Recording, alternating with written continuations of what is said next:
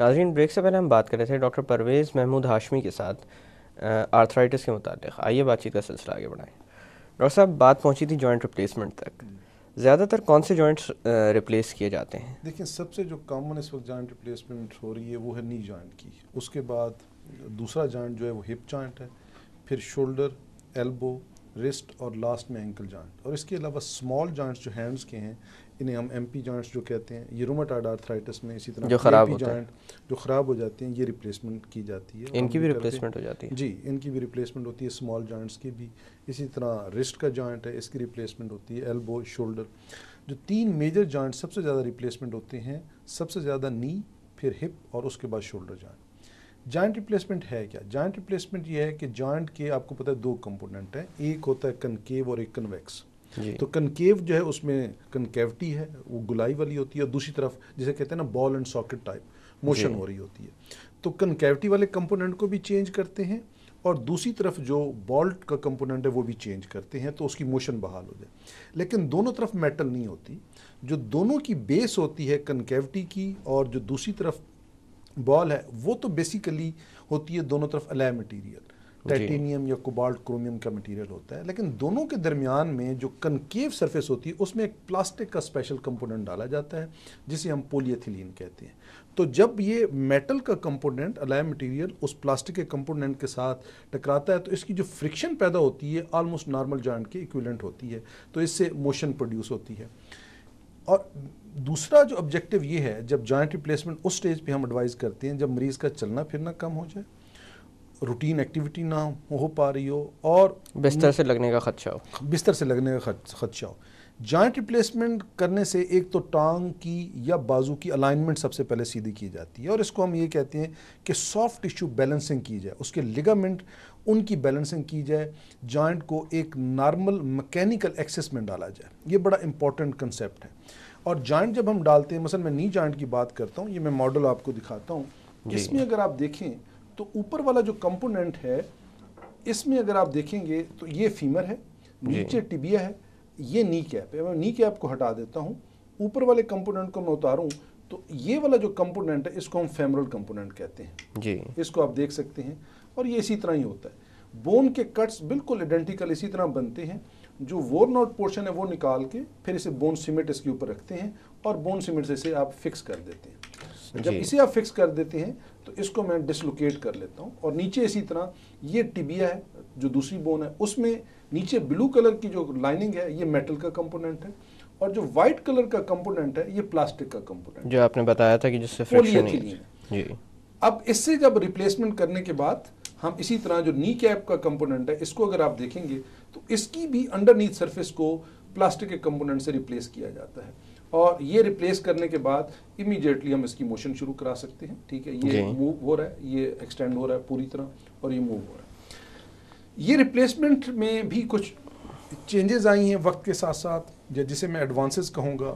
3 major advances جو ہے نی ریپلیسمنٹ میں آئی ہیں. اسی طرح ہپ میں بھی آئی ہیں.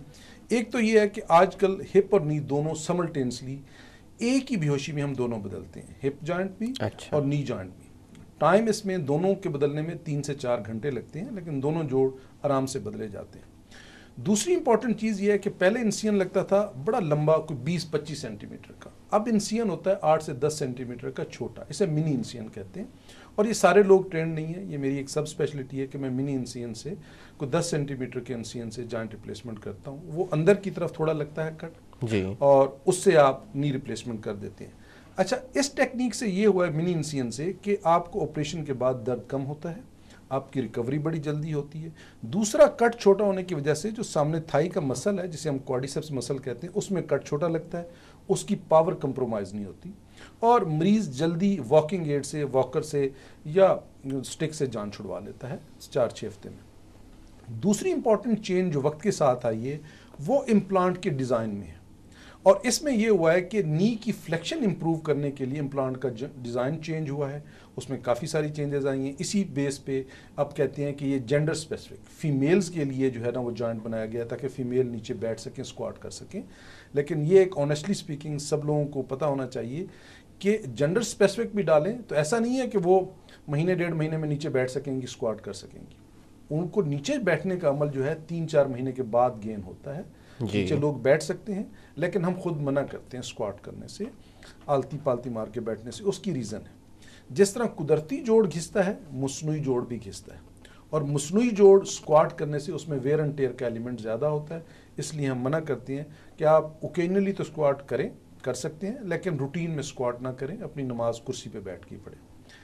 تیسری امپورٹنٹ چینج جو آئی ہے وہ آئی ہے اس پلاسٹک کے کمپوننٹ میں.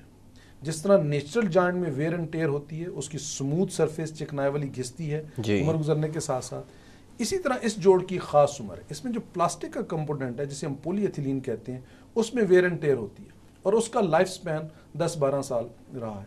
تو کیا ہوا ہے کہ اس میں 2 چینجز لائی گئی ہیں. ایک تو اس کو بنایا گیا ہے cross linked ultra high molecular weight polyethylene, تو اس کراس لنکیج کی وجہ سے اس کے ویئر اینڈ ٹیئر ریٹ کم ہوا ہے. دوسرا اس پولی ایتھیلین میں چینج آئی ہے وہ ہے وائٹامن ای اسٹیبلائزڈ.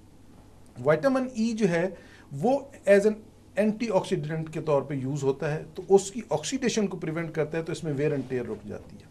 تو یہ 3 میجر چینجز آئی ہیں کہ چھوٹا NCN, بہتر ڈیزائن, اور ساتھ میں پولی ایتھیلین جو ہے وہ کراس لنکڈ وائٹامن ای اسٹیبلائزڈ. اب وہ ساری کی ساری کمپنیاں یہ امپلانٹ ابھی پرووائڈ نہیں کر پا رہی, لیکن جو کمپنیاں دیتی ہیں میں سمجھتا ہوں کراس لنک پولی ایتھیلین یوٹیلائز کرنا چاہیے تاکہ اس کی لانجیوٹی بڑھے اور 15-20 سال مریض کا جوڑ چل سکے.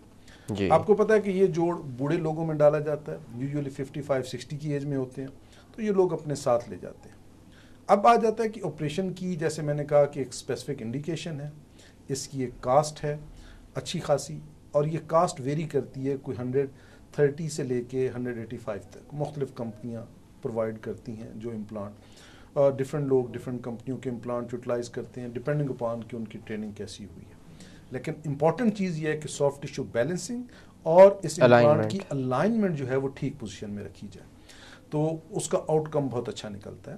آپریشن کے لیے عام طور پہ سب سے پہلے انسٹیٹسٹ کو دکھاتے ہیں, اس کا ورک اپ کرتے ہیں, اور یہ ڈھونڈتے ہیں کہ باڈی میں کوئی فوکس آف انفیکشن نہ ہو, کوئی اسکن انفیکشن نہ ہو, یورین کی انفیکشن نہ ہو. اس میں مریض کو اپنے طور پر خود بھی کوئی ایفرٹس کرنے پڑتے ہیں سرجری کی کامیابی کے لیے؟ مریض کے لیے بڑا ضروری ہے کہ وہ اس کی ول پاور اچھی ہو, اور مریض چلنا چاہے کہ جی دیکھیں میں اپنا نی پین یا ہپ پین کی وجہ سے چل نہیں پاتا, لیکن میرا آپریشن کریں تاکہ میں انڈیپینڈنٹ چل پاؤں. آپریشن سے پہلے اسے کچھ ایکسرسائزز بتائی جاتی ہیں, پھر آپریشن کے بعد, اور اسے سمجھایا جاتا ہے کہ ایک آپریشن کے بعد ایکیوٹ پین کا ٹائم پیریڈ ہے جو 2 سے 3 دن رہتا ہے, اور 2 سے 3 دن کے بعد پین آہستہ آہستہ سیٹل ہونے لگتا ہے. پھر ایک ٹائم پیریڈ ہوتا ہے جسے کہتے ہیں جوائنٹ میں اسٹفنس کا ٹائم پیریڈ, کہ وہ جوائنٹ اس کو بھاری بھاری لگتا ہے, وہ ایریا وارم لگتا ہے, اسٹف لگتا ہے, اور وہ چیز جانے میں تقریباً 8 سے 10 ہفتے لگتے ہیں, کچھ لوگوں کو 3 مہینے میں لگ جاتے ہیں. 3 مہینے کے بعد پیشنٹ جو ہے ایکلیمیٹائز کر لیتا ہے, اسے لگتا ہے کہ اب میرا یہ باڈی کا حصہ ہے اور اس کے ساتھ میں ہر طرح کی روٹین ایکٹیویٹی آرام سے کر سکتا ہوں.